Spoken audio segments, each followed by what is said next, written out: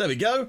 Let's get going. We've got a lot of players here in Lobby C. brubbba, Vulpix, Magic, and Sulp, who are all potentially within reach of the top 16 if this next lobby goes well. Ideally, 2 games in a row. Across the last few games, we've got multiple players who have opted into Dragon Alliance whenever that option has been presented to them. So we'll see whether or not that is something that actually becomes relevant as we get further through this game, as we get towards the augments. One thing we did see just in the last game was MHStana picking up a win with Siphon Mages. So whether they decide to stick to that, if the odds are kind to them, then maybe, that's something that can carry them to a second win in a row and closer to the top of the table. I really do like Siphon Mages and the kind of setup we've got here. While we've had some lobbies go completely off the charts bonkers crazy, when there isn't anything which is kind of throwing off the pace of the lobby massively, Siphon Mages seem to do really well. I believe in one of our other lobbies it took first and second. And we've seen one thing quite interesting in our last game, Peter, which I think is worth touching on. The fact that we ended up with Deja versus Corky. You could almost call it Deja Vu at one point. And it ended with a real switch from the Deja through to the Shyvana, which actually picked up the win. Now that we're following some of the similar players from last time as well, we're going to see if they're going to replicate any of their compositions, if they're going to be finding any greater success. At the moment, we're just having a little look at brubbba, who was in our first 8 of the day. They had mixed fortunes there, looking to try and pick up a few big points as they try to push towards tomorrow's games. Yeah, so brubbba has definitely been pushing towards more the sort of standard setups. I guess the Rage Wing Xayah setup they had from before was probably their biggest departure and also their biggest success. So I'd love to see brubbba trying to build out something a little bit unusual as, hello, what's this then? Well, it's a Heimerdinger and it's a Nunu, both dropping very, very kindly, which means that there's that opportunity to try and see exactly what is going to be provided to you. I'm quite interested to see which augment they go for here, because there's not really a standout. I think Electrocharge is the safest, as we'll go and see what the Mirage actually is then. So what have we got? We've got Duelist Dexterity, and we've got a very good setup here for the early game. So I think brubbba, pretty well set up to go for a solid run. Yeah, I think they're going to be pretty happy with that one plays out. What are your feelings on Electrocharge? Because for me, I find it to be almost one of the most boring of all the augments, though there's no doubt it's got a certain amount of effectiveness.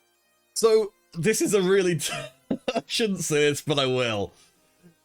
Unfortunately, in TFT, there is somewhat of a correlation between boring and effective. Because if it was boring and ineffective, nobody would ever take it. Therefore, you can either have exciting or effective, take your pick. Okay, I grant that. I mean, I think there are things that are exciting and effective, things where you get them and you're like, oh, awesome, I get to do Dragon Alliance.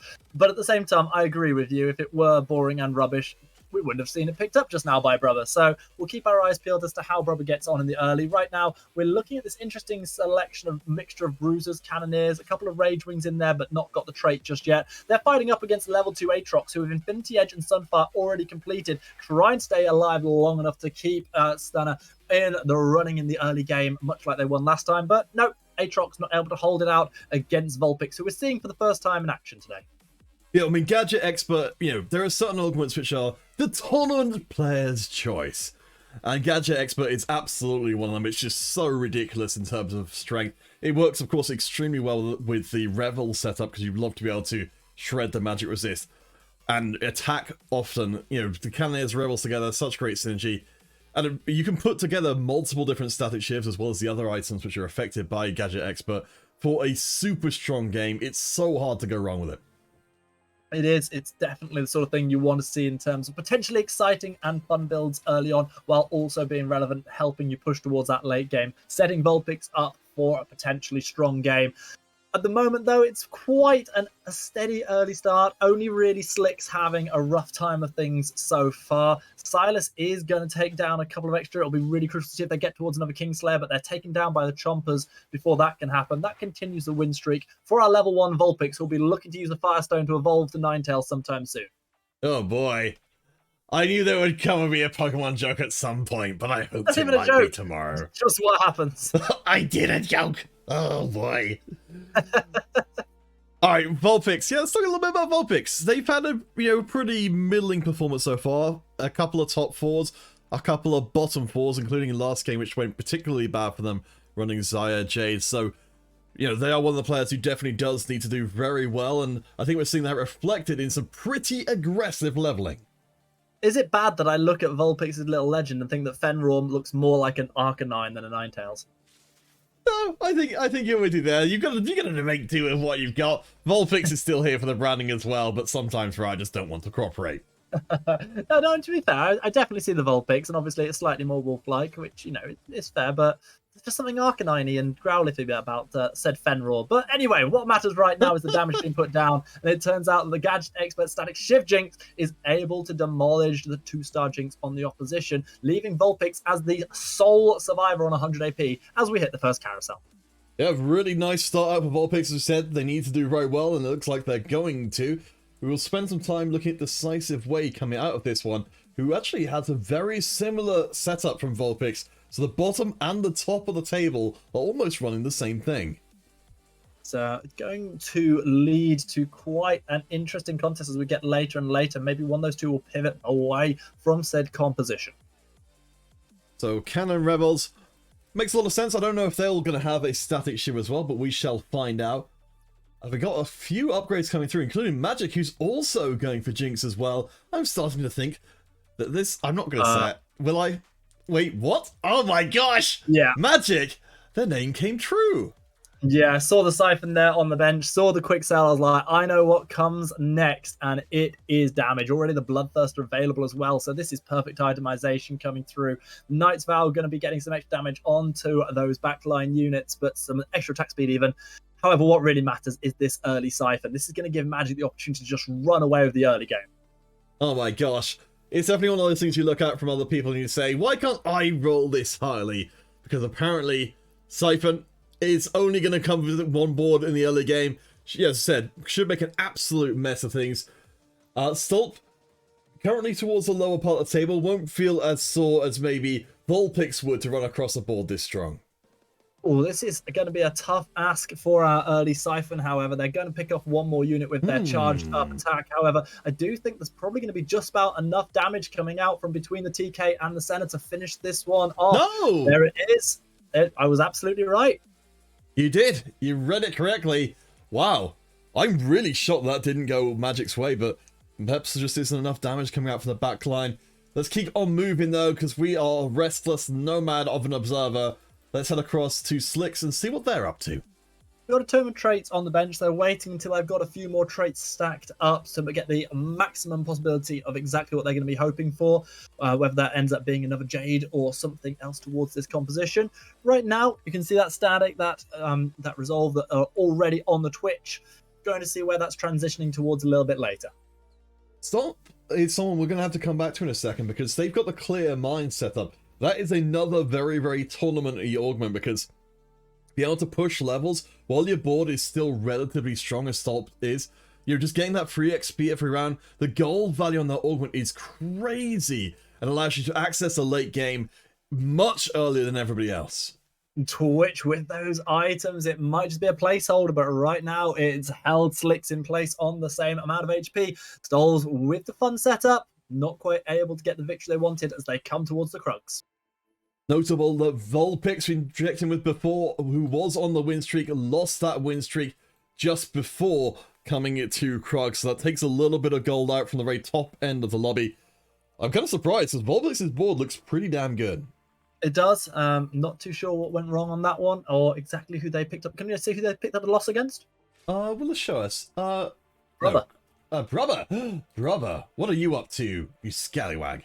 Well, Brubbba has already got a Bloodthirster completed on their Yoni. This Mirage is going to be a pretty useful one for the Yoni in the early game. Things really set up quite nicely for early game dominance coming out of Brubbba, as was shown up against Vulpix.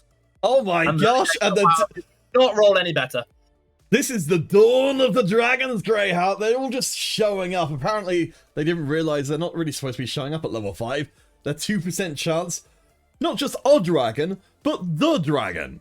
Exactly what is wanted here, and this is going to be a complete game changer in terms of the setup. However, it looks like they're not going to want to put it out just yet. No itemization available. They're happy to stick with Twitch with this Zeeks alongside the Aatrox that's putting in a secondary warrior for the itemized Yoni. I suppose at this point, Brubbba doesn't really have a win streak to protect, so they can hold off for a little while longer. Notice that Stolp has now hit level 7. They will be way ahead of the leveling curve. We've seen a few different players playing for the extreme late game, and Stolp, as I said, their late game is going to be pretty much everybody else's middle game. They've hit this so early, and I can only imagine the amount of gold they've had to save up to get to this point. They've already got the Corki in as a result. They find the victory up against brubbba, who maybe is regretting not having the Deja in, but without the itemization, I'm not sure they were ever winning that battle.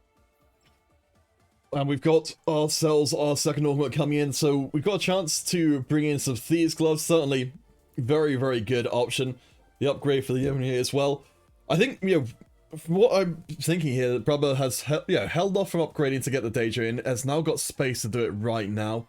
I think they were preserving their economy above everything else, but they apparently have changed their minds. I'm surprised they're not putting the Nunu in here in place of the Braum to get up to 6 Mirage and to have that Cavalier starting off. But even so, it looks like they're going to have a fairly tanky setup with the double Guardian. And I suppose, here we go, that change is indeed coming through. Backline on the Nunu, so it doesn't get targeted too early. Want to see most of the defense being done by the Thieves Gloves, which is beautifully itemized for the Leona. All right, so that early Deja will get the first chance to take the field. Certainly the entire team having a Gwinsu's Rage Blade is no mean thing at all. Magic, of course, with the Siphon from earlier on, we're seeing actually how quickly the Siphon is getting ripped up. Later on, they'll have the Titan Resolve and things to keep them up, but right now, brubbba's looking pretty good, but not quite good enough. Yeah, nice blast coming out of the ultimate from the Dragon, but with that nicely stacking Rage Blade for the Jinx, it was better than the inert Rage Blade of the Mirage champions. And yet again, we're seeing just how effective the Rebels, the Cannoneers, can be in the early game. And as they transition later on towards a Corki or a Sona alongside the Siphon, they're still going to have a point of power. This is why it's so strong at this particular patch of this set. Temlozz, again, are, player coming into the most spotlighted of the most recent times in the competition. Will have themselves the better together with a double set lock at the ancillary. I'm really surprised Temlozz isn't doing better, considering this is more of a early game setup than anything. It is. It's looking a little bit shaky for a couple of players early on, and Temlozz is going to have to change some things around. Obviously, he was super happy to pick up the Siphon early on. However, now I want to see what's going to happen in terms of transitioning, because I'm not entirely convinced by what we're seeing at the moment. Let's see how they do against EMEA, who has, using the Yone very well as an item carrier with the Infinity Edge and the Archangel. Still pretty decent, even with that mix of damage types. I think Temlozz might be able to get this one, since a lot of the damage dealers have already been sniped off. Yeah, and we're going to see a charge attack and immediately pinching the damage onto the Thresh, who wasn't able to get a second death sentence out. Meanwhile, Aatrox will get a little bit of healing, will be able to take down Heimerdinger, but with no one really having touched this Siphon, I don't think there's any danger of the Dragon losing out here. Temlozz will be able to stop this losing streak at 5. Alright, that's not too shabby. They're in an okay economic position. I think the Axiom arc as well definitely encourages them to have strong rounds so they can get multiple resets and multiple uses of the abilities. Let's look at the table overall. MHStana and Temlozz down in the 60s along with Slicks. Then you have the relatively big leap up to the rest of the lobby where Magic and Decisiveway are on win streaks. Magic even managing to stay above 90 nearly to the end of stage 3. Stana feeling one of my personal biggest frustrations there, when you come out at the same time as someone, but courtesy of the carousel's positioning, you're not able to get the item you wanted, because that spatula picked up immediately by Temlozz, which is kind of fair enough. They're the lowest HP. Maybe they deserved it, but it's something Stana clearly wanted to get their hands on. Questions in regards to Mirage. We're seeing the attack speed stacking up this time around, so that is going to be really, really nice for some of our stronger units, especially when we saw, I believe it was brubbba getting the early Deja. Yeah, I mean, as you said, the itemization isn't quite there. I'm not necessarily a huge fan of the Twitch here, because one thing brubbba's comp has got in spades is attack speed. What they really need to go with that is time for that attack speed to stack up. They will, certainly attack speed, base attack speed provided by Twitch lets you get that attack speed stacking faster, but the front line is very precarious, and Deja almost takes out the... Siphon almost takes out the Deja in one shot, and with Deja gone, it becomes a lot spicier. The Bloodthirster on the Yone, trying to do a good bit of work. However, the Chomp isn't going to target onto Yone. This buys a bit of time for Yasuo's brother to pick up the win just before that last charge. That's going to be a big win for brubbba. Temlozz unable to stop losing right now. All right, well, it worked out pretty well. Let's go and check out what Temlozz is doing. So remember from before, they picked up that spatula, but without an incredibly obvious place to put it. I presume this is going to become a mage spatula based on what we've got going on right now with the mages in the mix, but it feels like that's a way away. I think this is going to end up being the Siphon Mage that you were speaking about right at the beginning of this game, Counterfeit. I don't mean specifically that Siphon's going to be a mage. That's a really bad idea, because for those of you who don't know how that works, he doesn't attack between the two casts of the ultimate, so it's a double charge, but only a single empowered attack. So it'll be interesting to see exactly where the Mage Emblem goes, if that's what we're going towards. But at the very least, we're going to get a secondary carry behind the Siphon, and that can be very, very useful, especially if it's something like... I guess it would have to be a Rise at this point. Yeah, I mean, certainly you've got the different options there. I hope we get to see something coming together for Temlozz, because following up, their previous game, where they've kind of had the first, 8th, and 1st. I mean, Temlozz definitely can make it through with that kind of performance today too, but that kind of inconsistency is going to really harm them once they actually get through to day 2 itself. That's true, and that's of course where things are the most important, needing to be in just those top few spots. Otherwise, you're not progressing through to the more exciting. No, not that this isn't exciting, but the even bigger and grander tournaments. Oh yeah, well I would definitely make the argument that Superbrawl is, that's what these people are working for here now in our qualifier for Northern Legends. They're absolutely looking to represent their region. It's a rare thing to be able to do, but I hope they'll do it well. And wow, I mean, that seemed very unlikely to drop there, but I'm glad that it did. Yep, we're going to see the Mage Hat completed. Of course, immediately drops off Silas, who already has that trait for themselves. And yeah, things looking very, very nice right now for Temlozz in terms of what's dropping for them. Unfortunately, their health bar says otherwise. I will keep on looking around and see what people are up to. Stana, let's see what they've got going on. So we've got an interesting setup here with Heavy Cavalier. Normally we've been seeing this being put with the Mirages, and I imagine Brubba's not terribly pleased to see Nunu's on the other side of the field. No, definitely won't be. It makes it that little bit hard to pick up and get yourself towards even a 2-star at this point, never mind a 3. Good firing coming out of the Danger, who's got the double crit setup. However, we're not getting quite enough damage coming out of the opposition to take them down. I thought for a moment that they were just going to get swamped by the opposition Cavaliers. Was not to be. Deja, who is getting all the extra attack speed from the Mirage bonus, absolutely levels the playing field. I mean, it's always a great thing when your Mirage effectively is giving your Deja a 4th item, or in this case a 3rd item, not quite at full capacity as of yet. But yeah, really, really strong. I imagine probably what we're hoping here for Stana is they end up with a Cavalier Siphon. I don't know if that's on the cards though, because we're pretty late to even find a spatula. They get themselves up to level 8, and they do put 4 Cavalier out. They're still only rocking the 2 Mirage at this point, however, and want to see exactly how they're going to turn this one around. That's a potential 2-star Siphon. I mean, they've got to go for it at this point, but I wonder if we might see something else being brought in longer term. I mean, we've got 3 Whispers right now. I guess ideally we want to have a 4th in there, since Siphon is the only one who's going to be doing a major amount of damage. The Nunu is not itemized. Like they're just a Silas missing away from having a really kind of on-point comp. Yeah, I mean, the Bruise is always good to have with the Cavaliers, give them a bit of extra health to be able to make the most of their defensive stats. Let's see how they do against Vulpix. Stana has the level advantage. Well, Stana is going to go in feeling maybe a little bit stronger on this one, but Vulpix has got the health points to say that they've had a stronger game so far. Will that continue for them? Will they come undone up against Stana? At the minute, the Cavaliers doing a pretty good job. The Call of the Forge God gets summoned. The knockup is going to be there onto one, which that's the Siphon, who themselves finds a knockup, finds a big auto attack onto the opposition Siphon, charging through. However, this is going to be a win for Vulpix, whose Siphon is just that much stronger. They're not able to attack at the moment because they're just blocked off, but a Chomp and a Feast from Nunu and Willem will be enough to secure the victory for our Pokemon friend. Oh boy, it feels so unfair when you have a Cavalier player kind of getting kills or getting charges, because the other team seems completely unkillable. As you noted before, Temlozz was searching for the Silas, and they have found it. So it's 5 mage now. We've got a lot of upgrades coming across the board as we come close to our stage 4 carousel. I think Temlozz in particular is aware of how close to the edge of coming 8th again.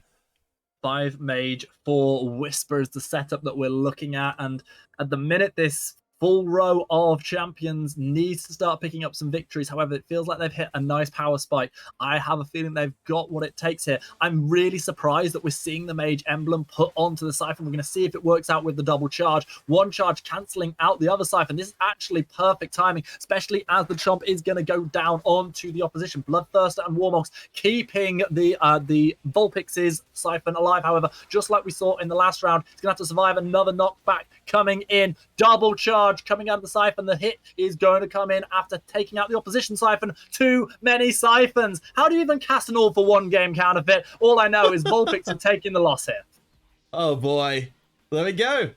It's interesting actually. We've gotten to the point with the set now where I know some people who play TFT a little less obsessively, still sort of clock some of these new dragons as being, oh, that's just Shyvana with a, or Xiaoyu with a palette swap. I've now completely subsumed my mind, so I don't even think of that anymore. Oh dear. Well, what I do know is that coming out of Stage 4's Carousel, we have got a 60 hit point difference between first and last, and that is a huge old gap. Top 2 separated by almost 20 hit points from third place, who in turn has got almost 20 hit points from the next few. Down at the bottom of the table, Stana and Temlozz holding on for dear life. It's notable that Stana and Temlozz are the 2 players who can afford to have a weak couple of final games. They are currently 2nd and 6th seed overall, so they're unlikely to drop out of the top 16 unless they have 2 really bad games. AK Magic and Stolp, they're the 2 players who need to go well, and they, on the other hand, are both up at the top of the table.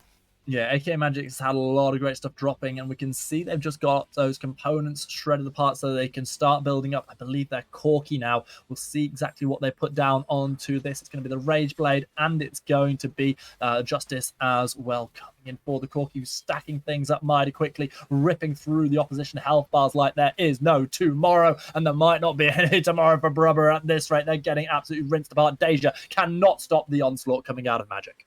Yeah, Magic's looking pretty damn strong. They have paid through the nose to get to this point, but now with a triple Zeke setup, I mean, their firing line is pretty ridiculous. Brubber's going to drop down. Stana's still actually fighting, but they do get the win, and they've got a little streak of their own building up.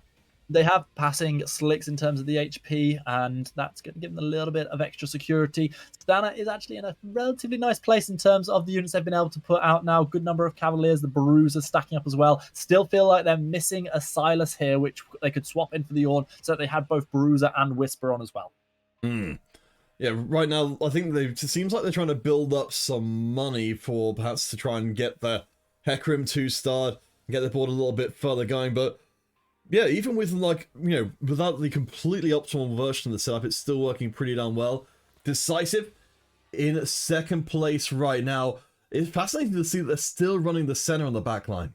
Really surprised to see that. We haven't had the opportunity to see Decisive too much, so I'm interested to see how things work out. Call of Forge God will knock through, doesn't get the knock up onto Senna, who's stacking up the Rage Blade nicely alongside that static ship. Meanwhile, the damage is being put down by the Siphon as it's charging on towards the Senna, but it leaves the crucial target alone. But it has plenty of time to turn its attention back towards it as Stana rips through the defenses.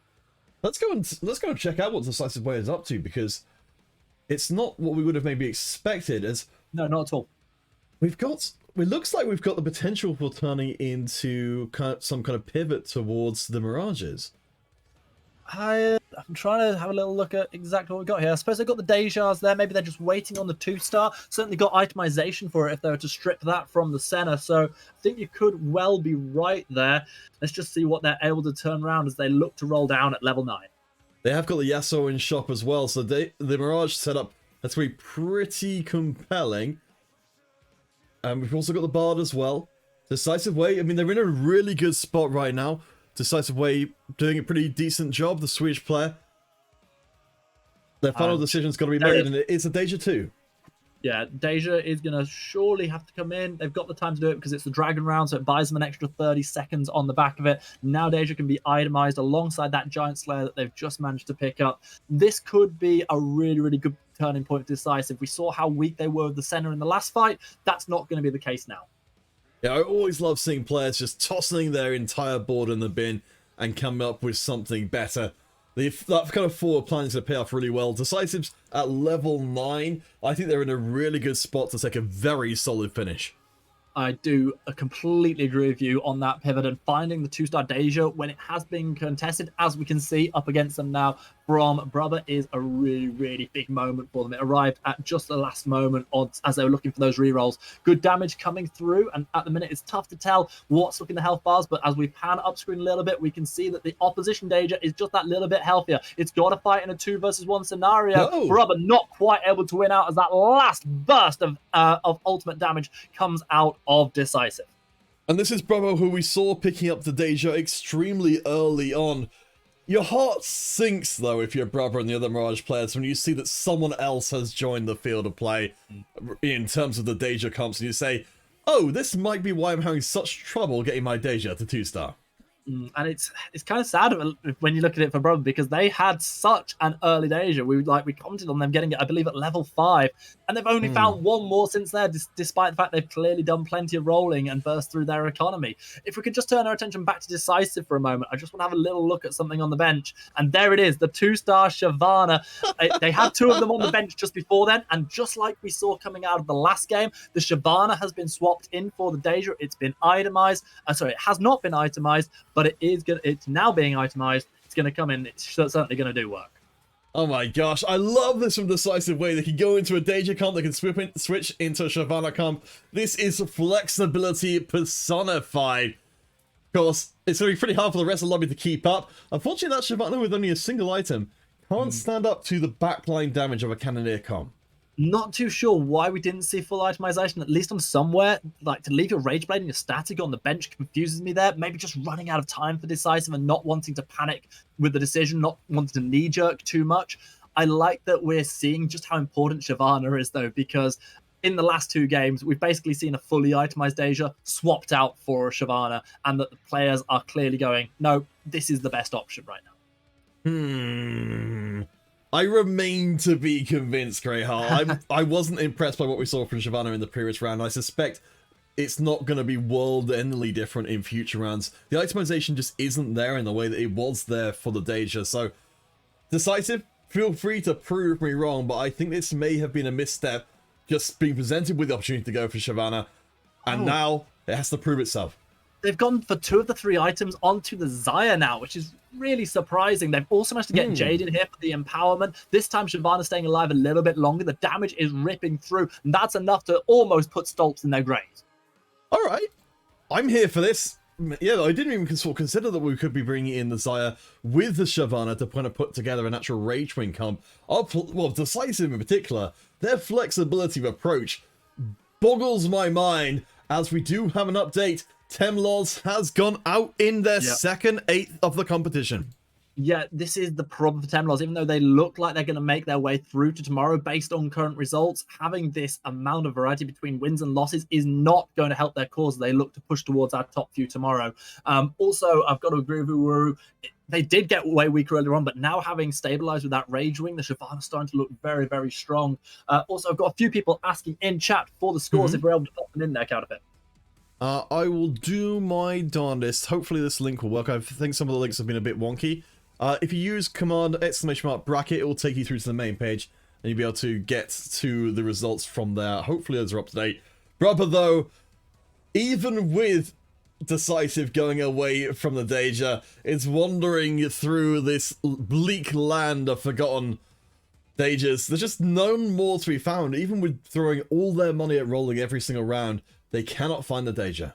As I've said on many a broadcast, one of my favorite comics of all time were the What If series from Marvel, and this is one of those moments for brubbba where they wonder, what if they'd turned over that 3rd Deja just a little bit sooner, or at all, as it may transpire to be. Maybe things would have been so different. The itemization is good, the Knight's vows are there.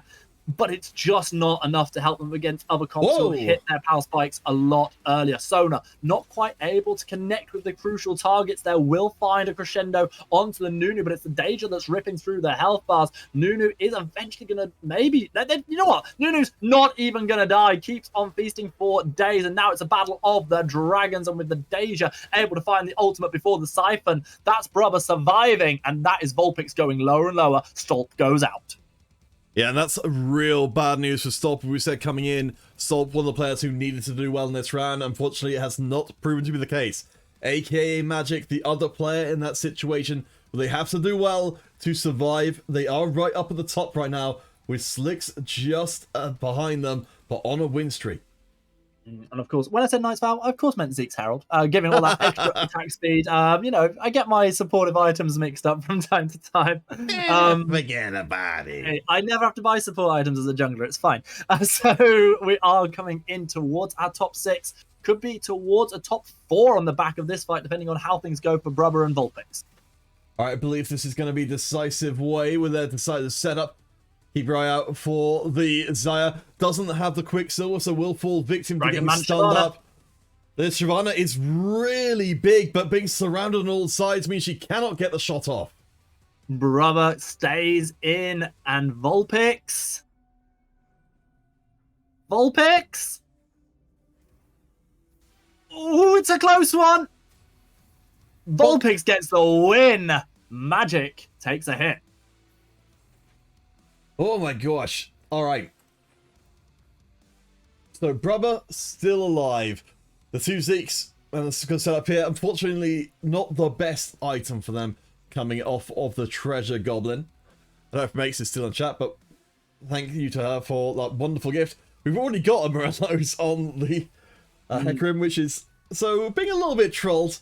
On the other end, for Slicks, let's see. Yeah, I mean, their item pickup is much better. Yeah, Spirit Shoujin going to be so much more valuable than pretty much anything else that we've seen. I suppose looking at that second Morello's, maybe you can bop it on the Yasuo who gets to hit multiple targets, but it's by far, it's certainly not optimal or even close. No, it's a real shame, unfortunately, for brubbba. Well, to be fair, they have hit the 2-star Deja and now the 2-star Hecarim as well, so they've gotten to the promised land. The question remains, have they gotten there too late?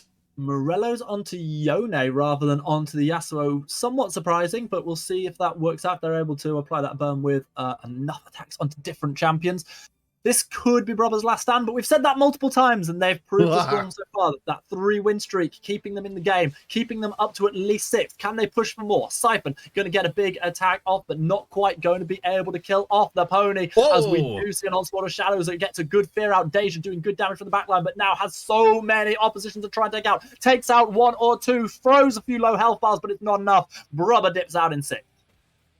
Oh boy, yeah. Brubbba, I think, just trolled by the RNG a little bit too much. The shop was closed for just a little bit too long. MHStana running right to the edge of the knife as Vulpix goes down to 1. Brubbba is out. We are down to our top 5.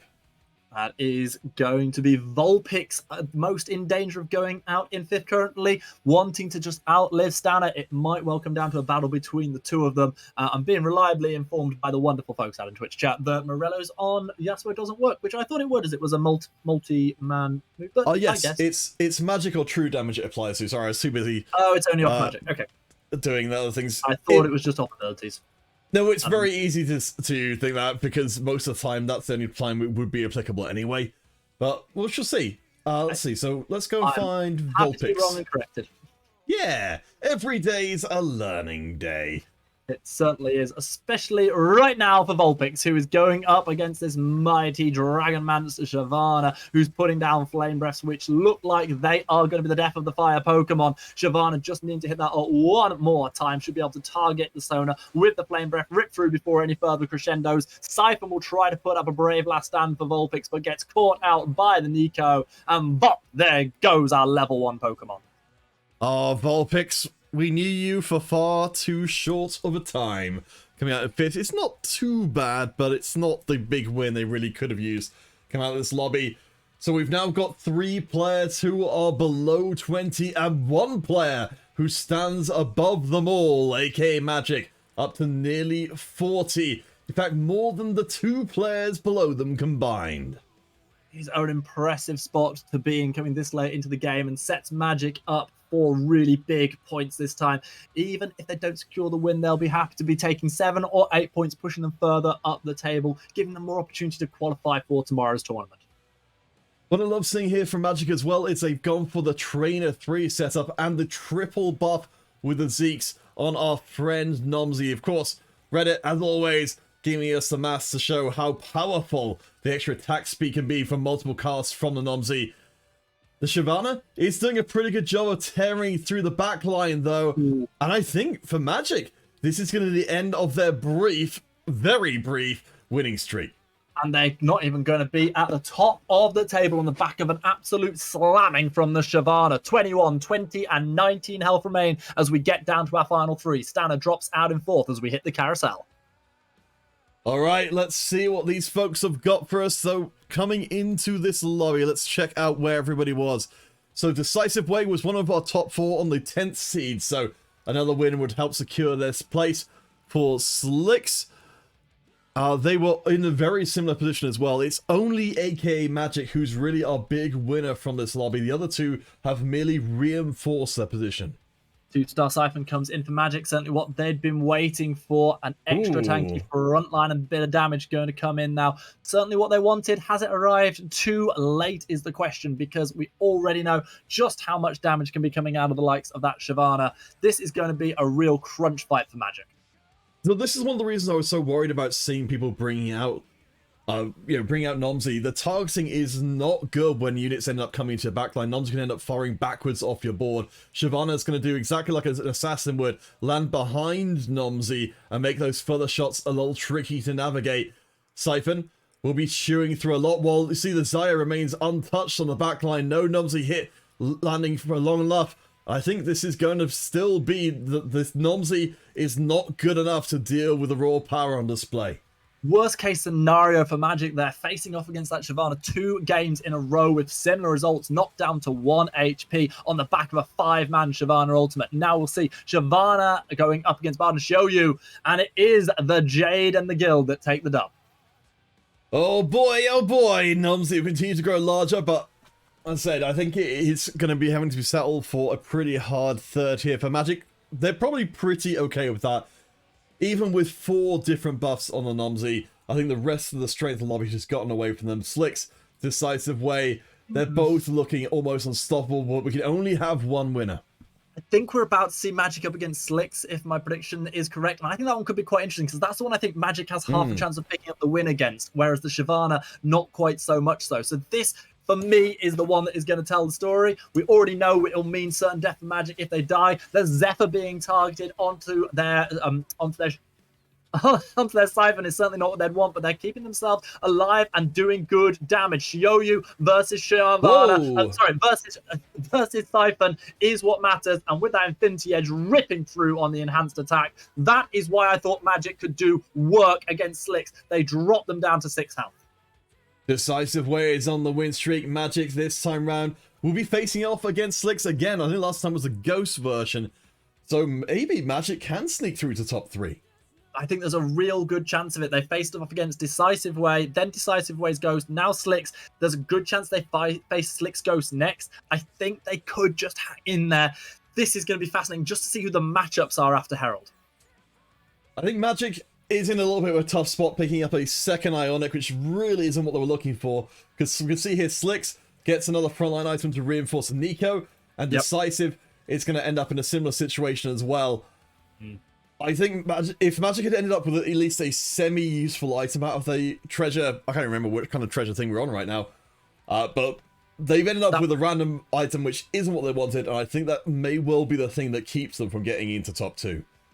I guess we'll get to find out, because this game could very well be over depending on whose ghosts face who in this very round. One thing is for certain, Decisive Way with the Shyvana is in pole position to secure a victory, one I fully expect them to win. However, we do know they can lose out against that Shioyu if the positioning is wrong. Let's have a look who goes up against who. It will be up against Slicks here, so one of these 2 will die right here and now. The Shroud is no good. Keep your eye out for the Nomsy cast.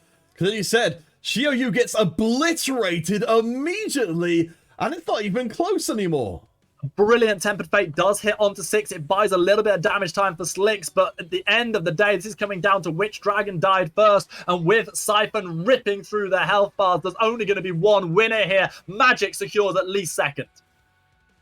All right, well done to Magic. May I rephrase? Magic secures second. He's not beating Decisive Way. Oh, ye of little faithless. I have no faith. I have a dog called Hope, but I have no faith. Look at this. This board, this is a beatable board, right? No! Magic's gonna come over and just hang out for a little while, mentally prepare themselves for the pain to come. There is one thing and one thing only that I could see possibly getting a victory here, and that is if Siphon's targeting is somehow inch perfect onto the Xayah, taking away the secondary carry and then giving the opportunity to kill Shyvana. I don't think there's any world in which that can happen, but if it does, then maybe there's a turnaround. This is going to be a big knockup coming out of Shyvana, dropping down onto 7 units. The Xayah still throwing out damage, does get eviscerated, however, and now here comes Shyvana. Here comes the damage coming out of the Dragonmancers as well. That's your win. That's Decisive Way. That's what I said had happened, Peter. All right, Decisive with a decisive win. I believe that's going to be at least their second victory of today. So very well set up for the game.